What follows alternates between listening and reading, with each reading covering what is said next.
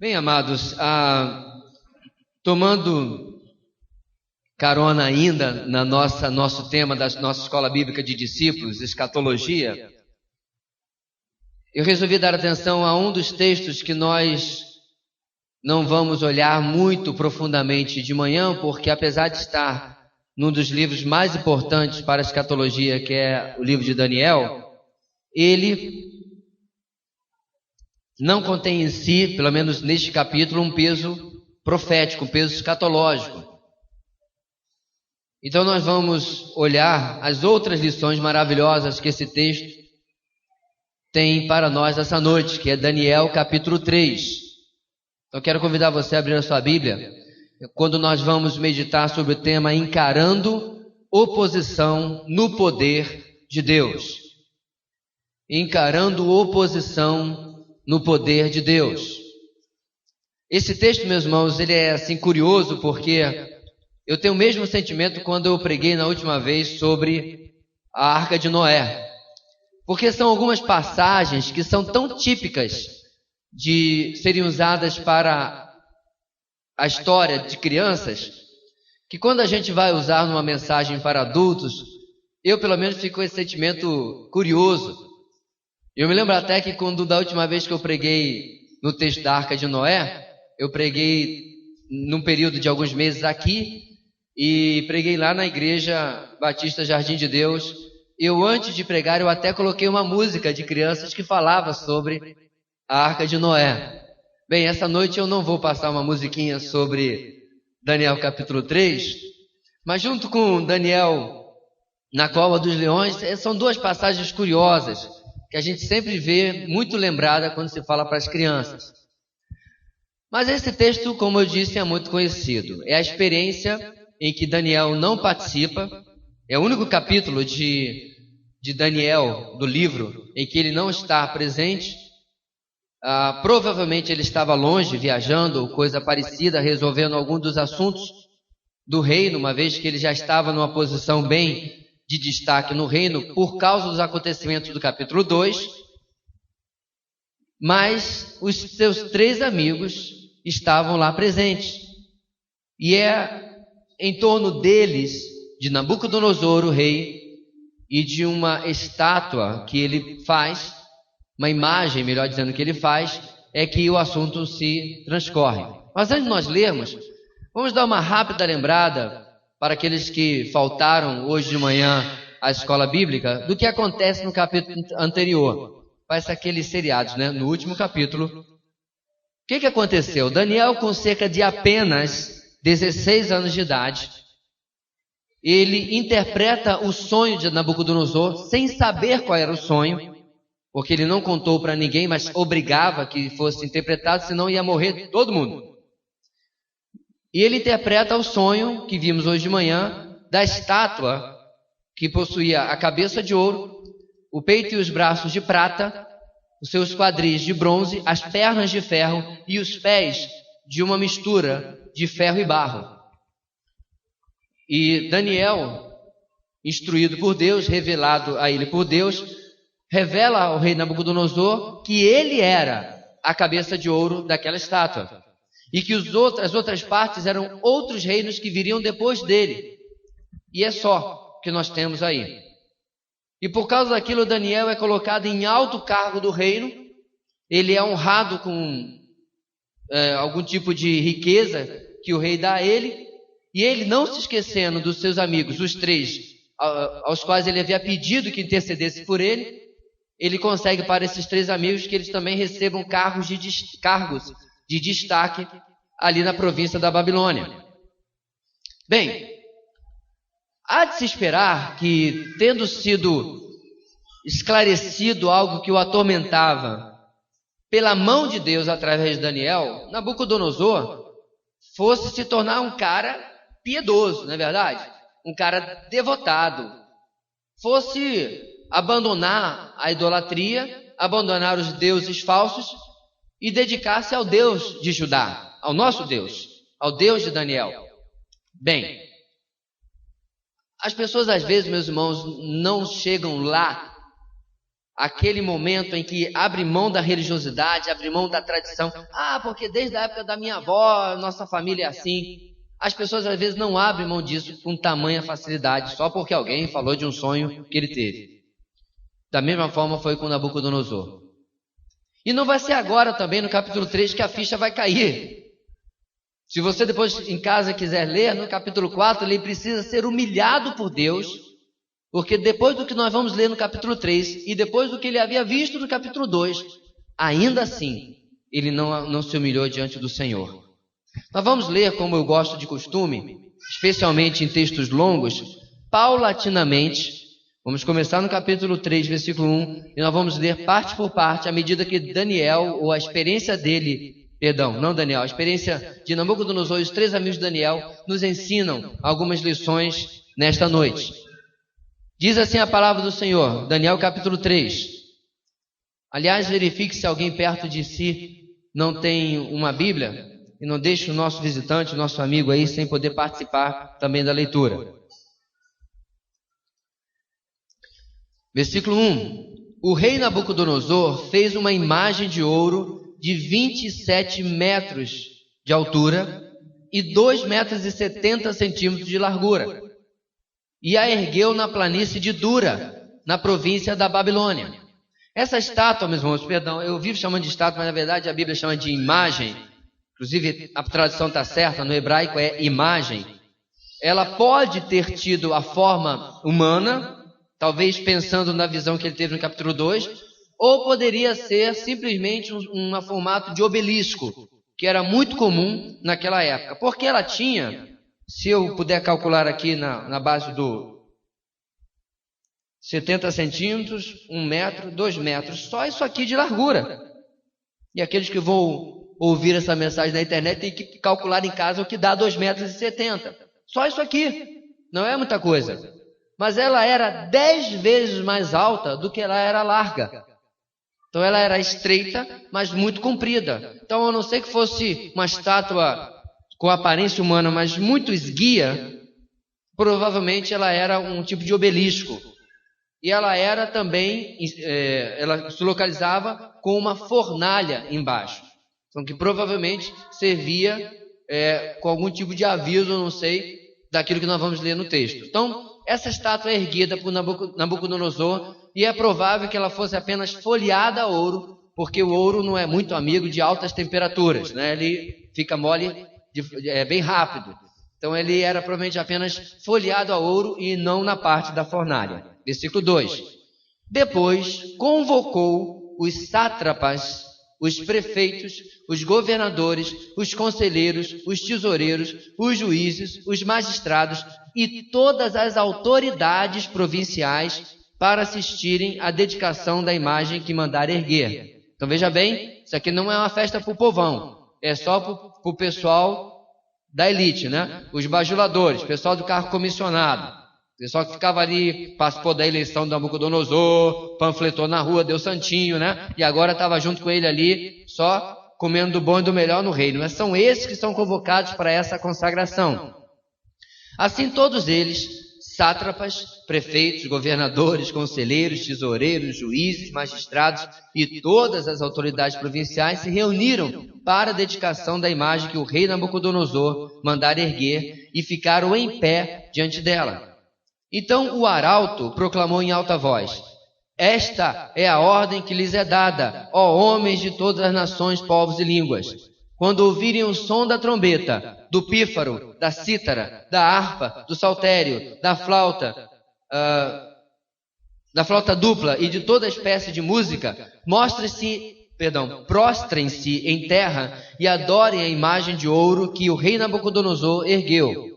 Quem não se prostrar em terra e não adorá-la, será imediatamente atirado numa fornalha em chamas. Por isso, logo que ouviram o som da trombeta, do pífaro, da cítara, da harpa, do saltério e de toda espécie de música, os homens de todas as nações, povos e línguas prostraram-se em terra e adoraram a imagem de ouro que o rei Nabucodonosor mandara erguer. Meus irmãos, o que acontece diante de nós é a completa insensibilidade, o completo orgulho de um homem que, depois de ter sido tocado pelo sobrenatural, quando do capítulo 2, que o seu sonho foi interpretado, ele não entende que o Deus que havia revelado o sonho dele não era igual aos outros deuses das diversas nações que ele havia dominado, e muito menos dos deuses babilônicos.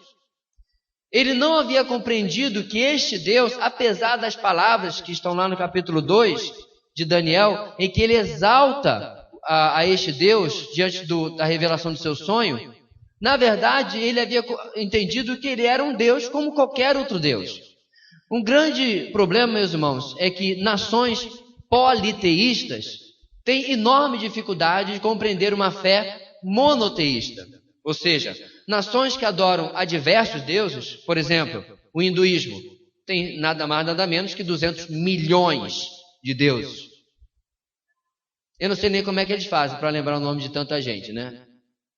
Você compreender uma fé em um Deus único, apesar que se revela em 3 pessoas, Deus Pai, Deus Filho e Deus Espírito Santo, mas é um único Deus, para eles é inimaginável.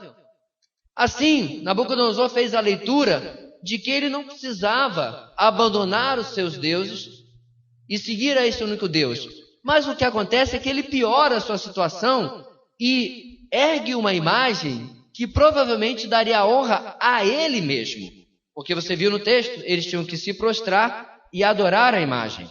A primeira lição, meus irmãos, de Daniel capítulo 3 nessa noite é a seguinte: a negação da verdade de Deus gera uma ação errada aos olhos de Deus.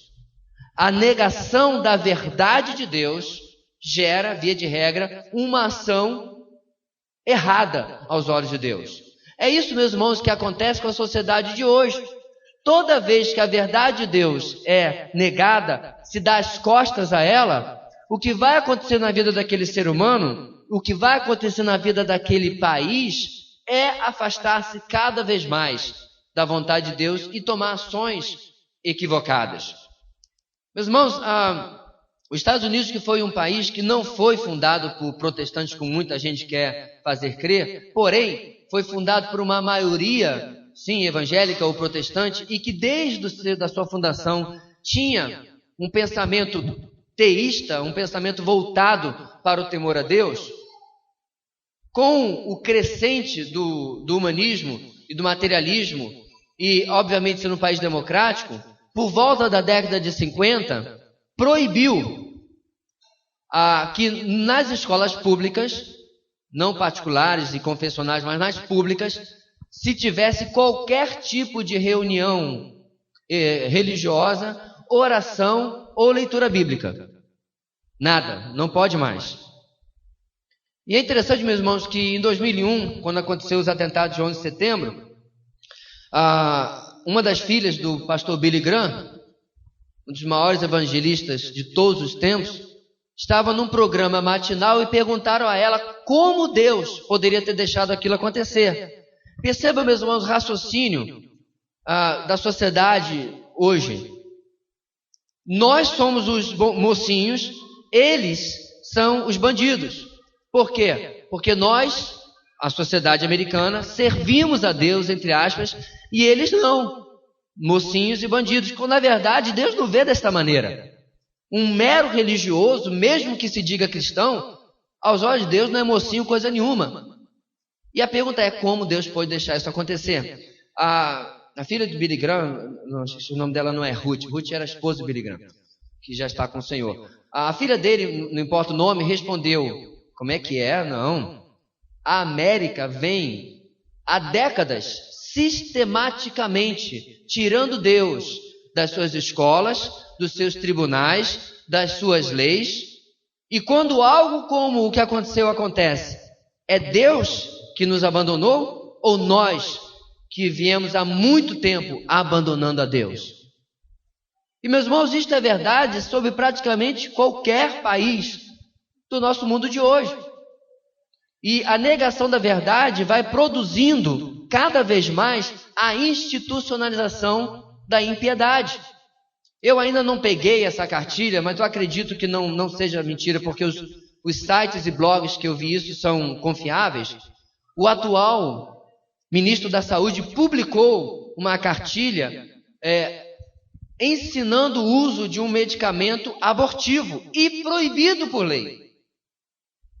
Eu não estou entendendo mais nada. É a institucionalização da impiedade, em que verba pública e autoridade governamental são usadas para colocar uma agenda acontecendo e tentar a mesma coisa, né, com a cartilha, kit gay, sei lá como é que a gente chama aquele negócio, não importando aquilo que a lei e muito menos a opinião pública dizia. E aí eles querem empurrar a agenda, né, goela abaixo, por assim dizer, com uma institucionalização da impiedade. Dá uma olhadinha no que Paulo fala, meu irmão, em Romanos, capítulo 1. Paulo começa a falar na sua carta magna, né, ou a carta magna do cristianismo, e ele nos ensina algo interessante sobre a questão do que está acontecendo na sua época e hoje também, onde os homens estão abandonando a verdade e dando ouvidos à mentira.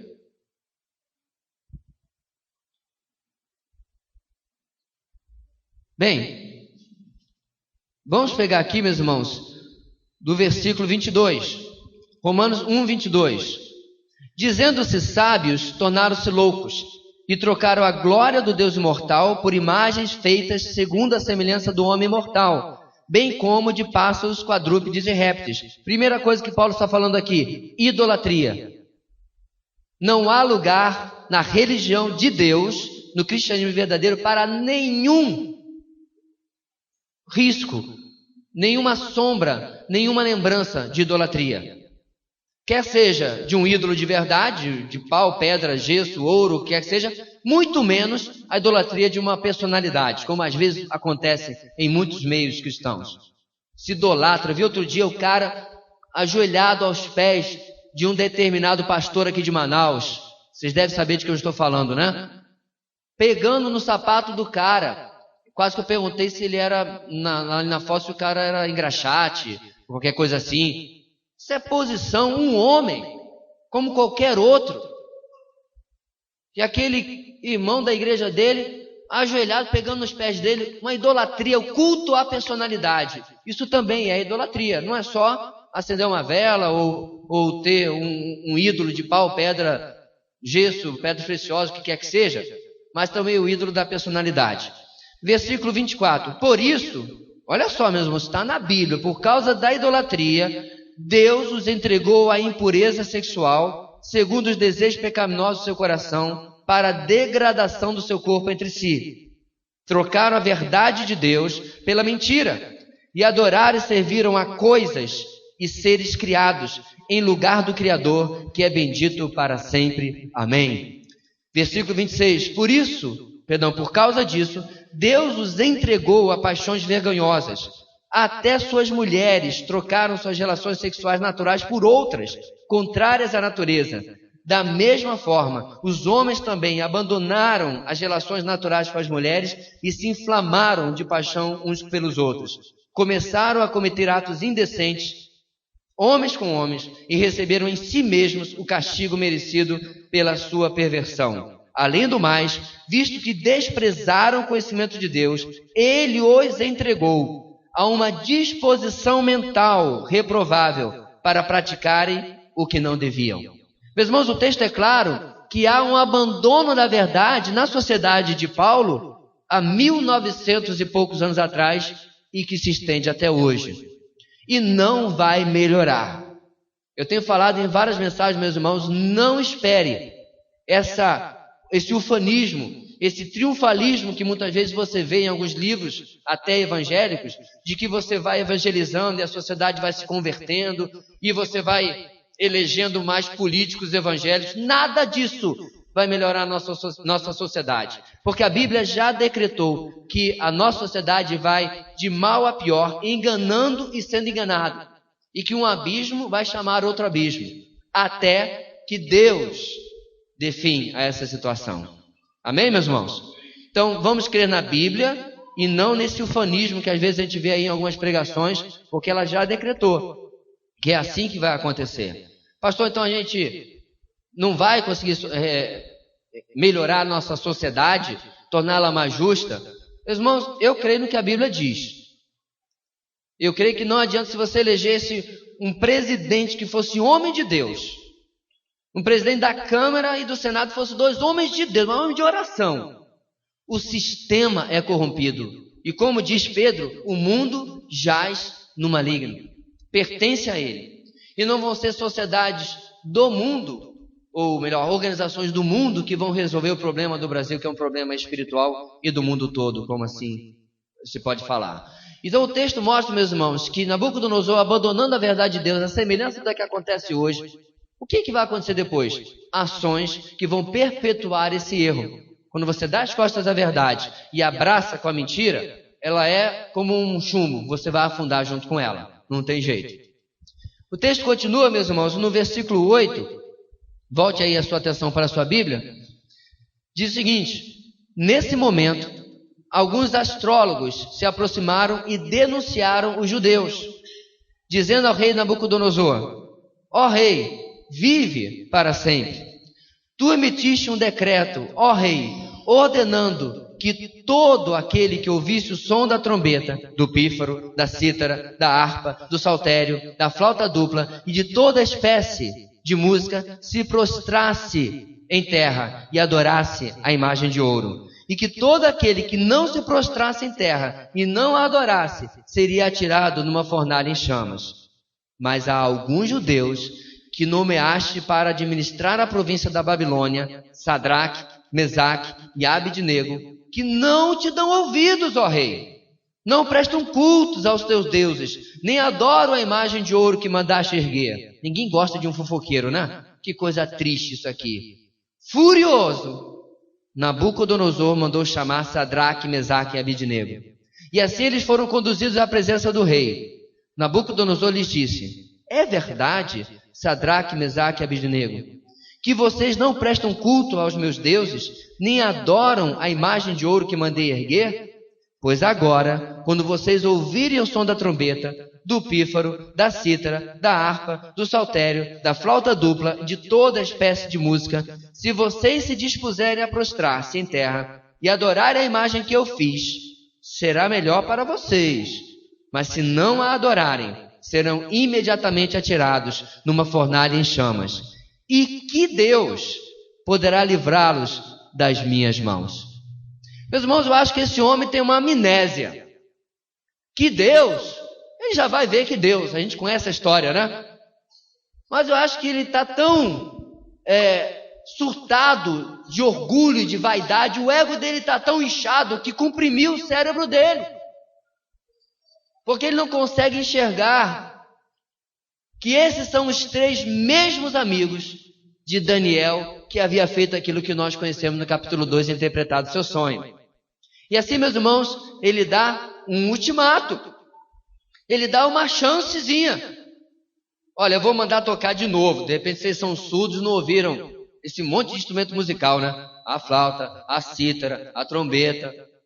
Vamos, fosse só apitinho, mas é um monte de instrumento musical, uma orquestra. De repente vocês não ouviram. Acho melhor dessa vez vocês se prostrarem. A segunda lição, meus irmãos, do texto de hoje, em Daniel capítulo 3, é o seguinte: uma ação errada aos olhos de Deus gera oposição da minoria fiel. Quando, meus irmãos, em primeiro lugar, a negação da verdade gera esta ação errada da parte dos ímpios, da impiedade institucionalizada, essa ação errada, em segundo lugar, vai gerar uma reação, uma oposição minha e sua, da minoria fiel. Daquele remanescente que diz: até aqui, sim, não vai passar mais um segundo, mais um centímetro. Vai vir até aqui e daqui não vai passar. Chega. E, meus irmãos, a sociedade hoje está como está porque nós somos parte de uma igreja enferma. Nós somos parte de uma igreja cristã brasileira doente. O meu consolo, se isso serve de consolo, é que se você olhar no seu boletim, nós temos um pequeno estudo sobre a igreja de Sardes, lá em Apocalipse capítulo 3. E lá da mesma maneira, Jesus critica uma igreja doente, enferma, que tinha uma minoria, um remanescente fiel. E aí, Jesus vira para elas e diz: vocês têm nome de que vive, mas estão mortos. Ou seja, é uma igreja que já estava vivendo na base da tradição. Se nós pegássemos, meus irmãos, um paralelo para o dia de hoje, é a igreja que construiu um bonito templo, que tem muitos membros, que tem muitos eventos, mas falta vida espiritual nessa igreja.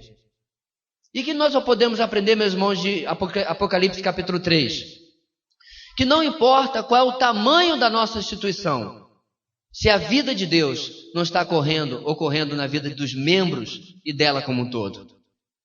Você entende isso? Deus não se impressiona com catedrais. Deus não se impressiona com grandes templos. Deus não se impressiona com grandes posses de uma determinada igreja ou organização.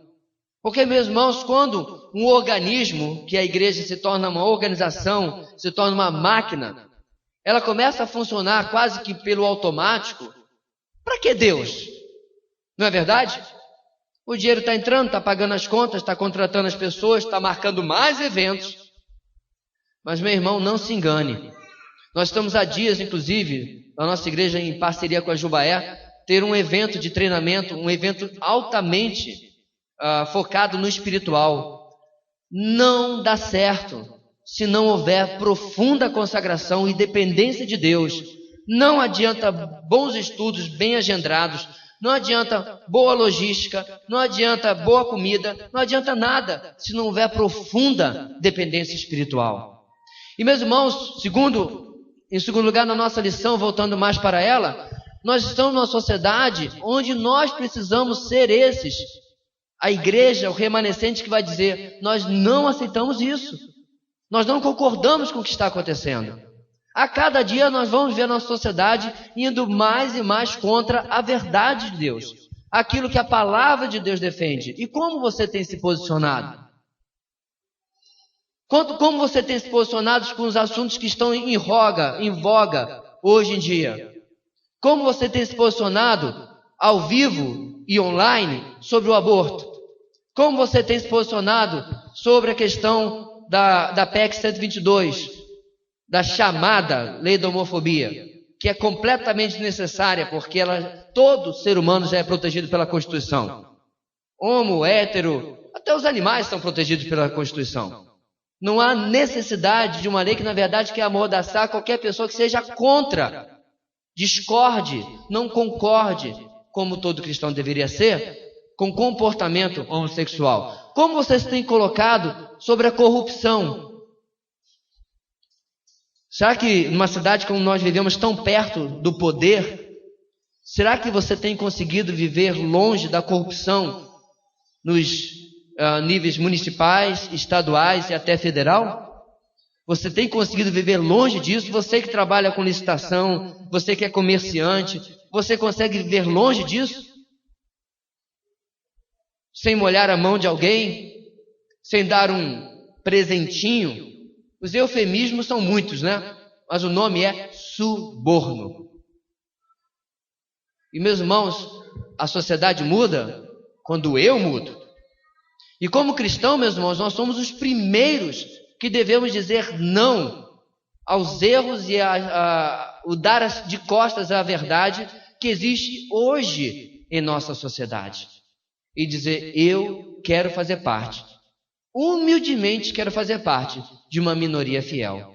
Mesmo que isso signifique eu perder dinheiro, eu perder pseudo-amigos, que amigos de verdade não são, mas eu manter-me limpo aos olhos do meu Deus. Será que nós temos hoje, meus irmãos, ter a mesma coragem de 3 jovens?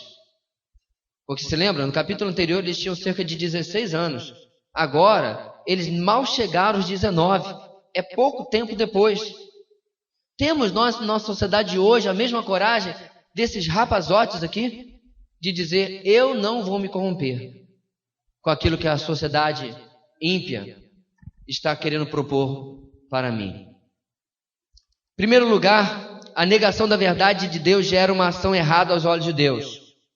Uma ação errada aos olhos de Deus gera oposição da minoria fiel, do remanescente fiel, aqueles que querem agradar a Deus. O texto continua no capítulo 3, versículo 16, com a seguinte palavra: Sadraque, Mesaque e Abidnego responderam ao rei: Ó Nabucodonosor, não precisamos defender-nos diante de ti. Se formos atirados na fornalha em chamas, o Deus a quem prestamos culto pode livrar-nos, e ele nos livrará das tuas mãos, ó rei. Mas se ele não nos livrar, saiba, ó rei, que não prestaremos culto aos teus deuses, nem adoraremos a imagem de ouro que mandaste erguer. Nabucodonosor ficou tão furioso com Sadraque, Mesaque e Abidnego que o seu semblante mudou. Deu ordens para que a fornalha fosse aquecida 7 vezes mais que de costume, e ordenou que alguns dos soldados mais fortes do seu exército amarrassem Sadraque, Mesaque e Abidnego e os atirassem na fornalha em chamas. E os 3 homens, vestidos com seus mantos, calções, turbantes e outras roupas, foram amarrados e atirados na fornalha extraordinariamente quente. A ordem do rei era urgente, e a fornalha estava tão quente que as chamas mataram os soldados que levaram Sadraque, Mesaque e Abidnego. E estes caíram amarrados dentro da fornalha em chamas. Em terceiro lugar, meus irmãos, os 3 amigos de Daniel nos ensinam o seguinte nessa noite: a oposição da minoria fiel requer um posicionamento firme. Quando nós falamos sobre oposição, meus irmãos, não é apenas dizer eu não concordo, mas como nós já começamos até a entrar nesse assunto no ponto anterior, quais das minhas ações vão mostrar que eu não concordo com aquilo que está acontecendo? Que eu não participo daquilo que está acontecendo? Você que está em idade escolar, vamos começar lá de baixo.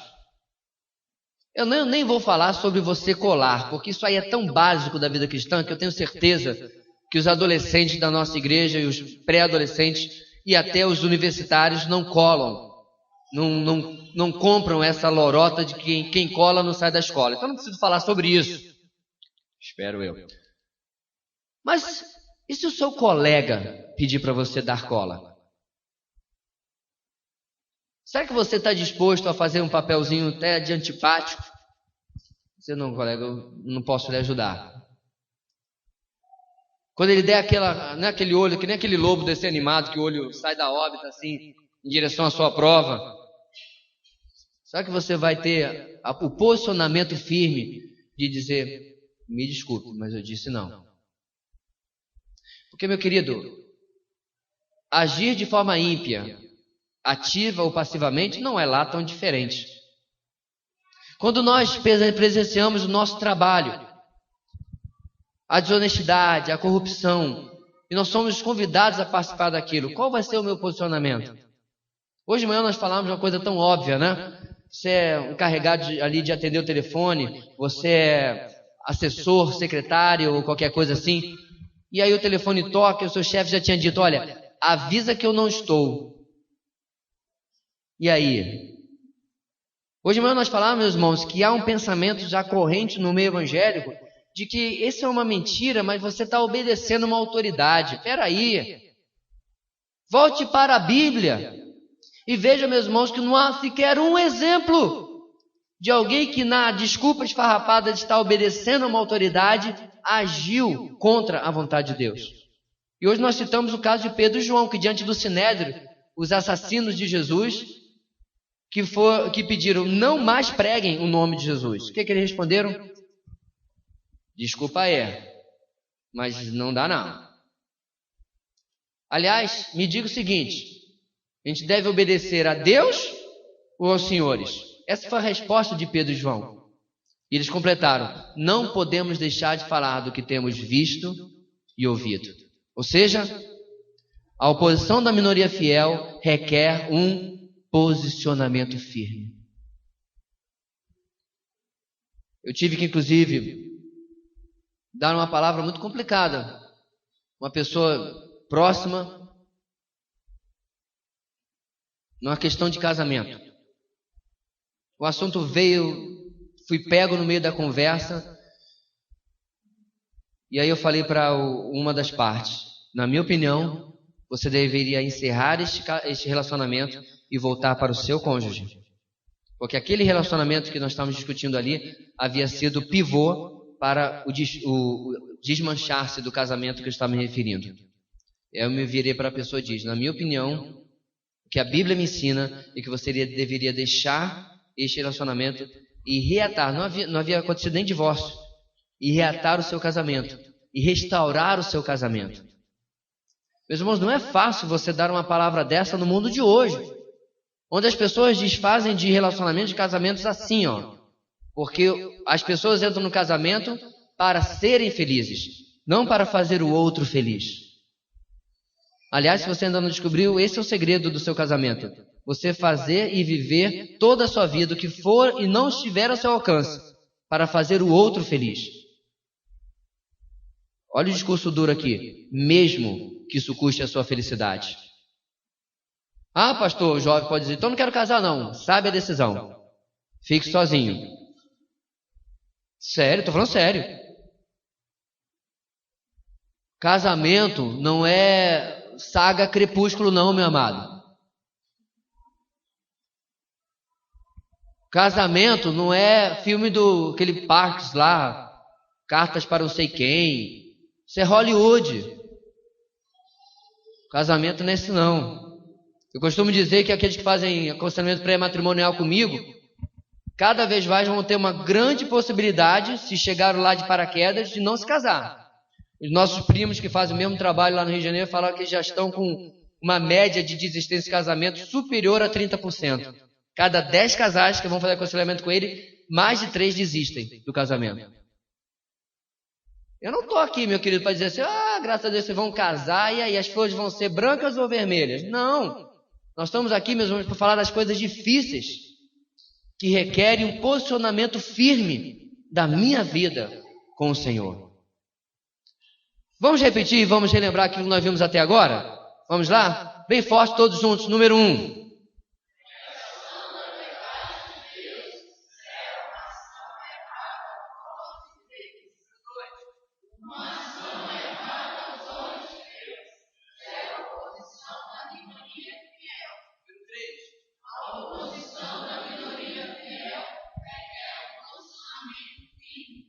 Só que o texto não acabou. Quem foi criança em igreja sabe, né? Desse texto aqui de cor e salteado. Mas nós adultos também sabemos. Versículo 24 para nós terminarmos.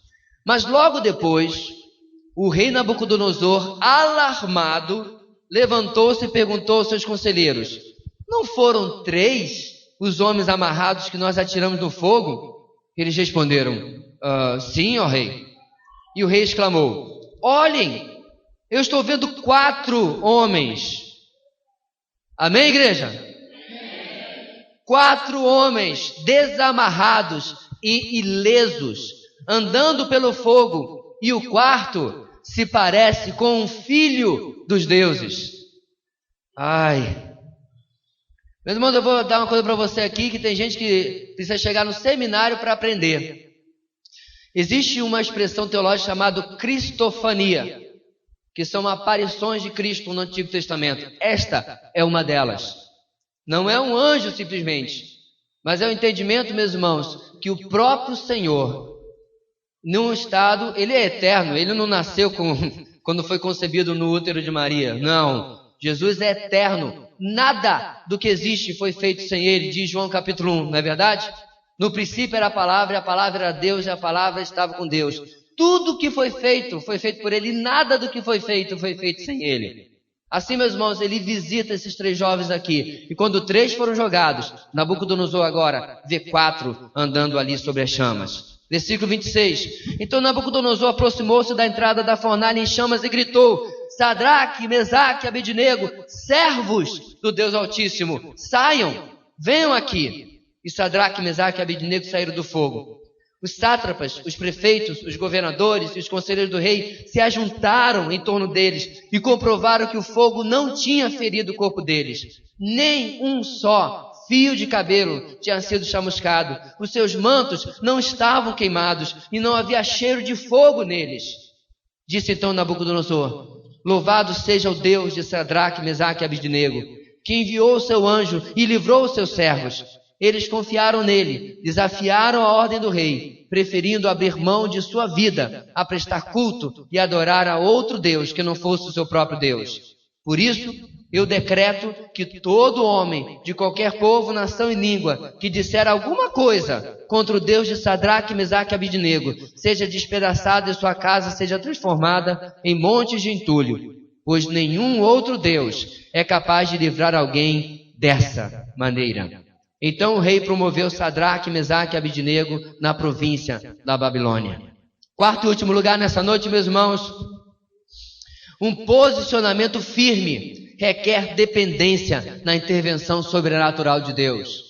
Você quer, meu querido, como minoria fiel, ter um posicionamento firme? Dependa de que Deus sobrenaturalmente, do jeito dele, na vontade dele, segundo o amor que ele tem por você, vai agir naquela situação na sua vida. Sabe qual é o grande problema, meus irmãos, que nós vivemos hoje? Nós estamos numa situação confortável demais da conta no Brasil. Meus irmãos, quando eu era adolescente, eu comecei a ler livros que falavam da igreja perseguida. Aí eu li, por exemplo, um livro chamado Yuri, que era publicado pela editora Betânia na época. Eu nem sei se ainda está em prelo. E o livro Yuri conta a história de um soldado russo, na época do comunismo, que foi torturado. Ele, por exemplo, pegava o Yuri e colocava em plena Sibéria, com os pés dentro de um balde cheio d'água, até que a água solidificasse, para que ele negasse a Cristo. Depois o tiravam de lá e colocavam em uma estufa com temperaturas acima de 40 graus, para que ele negasse a Cristo. E em nenhum momento ele negava. E eu comecei a ler esse livro, meus irmãos, e eu comecei a olhar ao meu redor e dizer, alguma coisa está errada. Por que essas pessoas sem liberdade, que não têm condição de construir uma igreja, de alugar um prédio, servem a Deus com tamanha dedicação? E hoje, aqui na década de 80, onde eu estava, a igreja brasileira está desse jeito. E aí, meus irmãos, eu comecei a olhar também para Atos e ver que quanto mais se perseguia a igreja, mais ela crescia. Aí eu li que Paulo diz, eu estou preso, mas a palavra de Deus não está presa. E ela se espalhava por todo o Império Romano. E aí eu aprendi uma frase de um dos pais da igreja, que é a geração após os apóstolos. O sangue dos mártires é semente do cristianismo. Eu juntei todas essas peças e sabe o que eu pensei, meus irmãos? Senhor, manda uma perseguição no Brasil. Acaba com a nossa liberdade. E eu continuo pensando a mesma coisa, meus irmãos. Há 4 meses atrás, mais ou menos, eu li uma entrevista feita com 3 pastores chineses. E uma das perguntas que fizeram aqueles pastores foi a seguinte: vocês oram para que a liberdade plena surja na China e a perseguição acabe? Eles olharam para os outros, dizia a entrevista escrita, e disseram, não. Se isso acontecer, o número de templos e até de cristãos pode crescer na China, mas a qualidade da vida espiritual vai automaticamente cair. E não é o que nós vemos no Brasil hoje?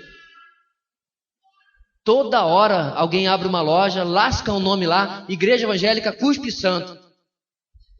E começa a pregar aquele evangelho meia boca, aquela salvação pelas obras, porque quando você conta com Deus por aquilo que você faz, é salvação pelas obras.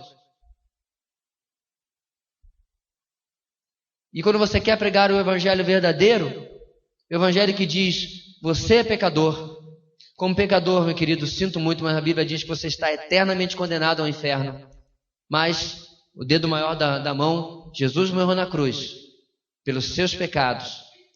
Você recebe a Jesus em troca dos seus pecados, em arrependimento, e você é salvo. 5 dedos e o evangelho puro está pregado. Não há prosperidade, não há vitória constante.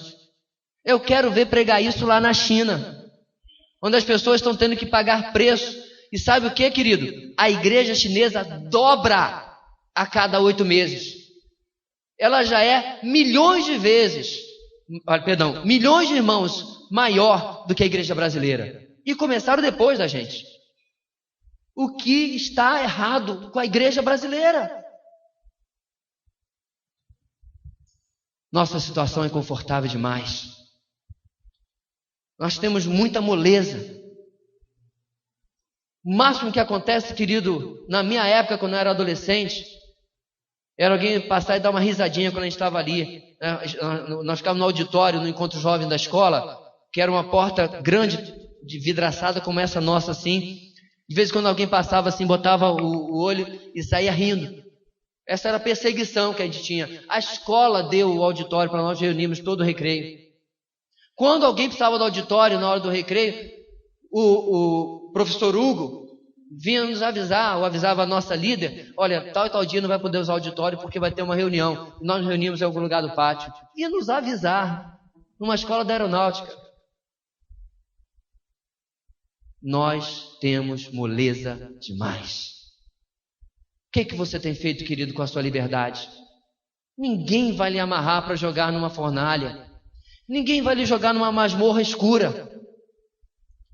Dificilmente você sequer perderá o seu emprego por causa da sua fé. Ninguém vai fazer com você o que estão fazendo com nossos irmãos que se convertem do islamismo. Eles são sumariamente deserdados. Eles saem de casa com a roupa do corpo, perdem tudo. Eu conheci um pastor, meus irmãos, quando estava lá em Singapura, naquele curso, pastor de uma igreja no Cairo, no Egito.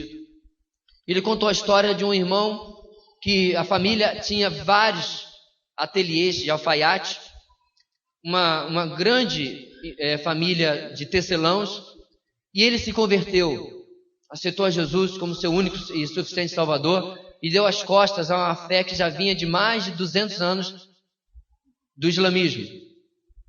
E ele foi sumariamente deserdado. Ele que tinha direito a uma herança de fortunas, não tinha nada, a roupa do corpo da noite para o dia. Mas aí, meus irmãos, aí o cristianismo verdadeiro acontece.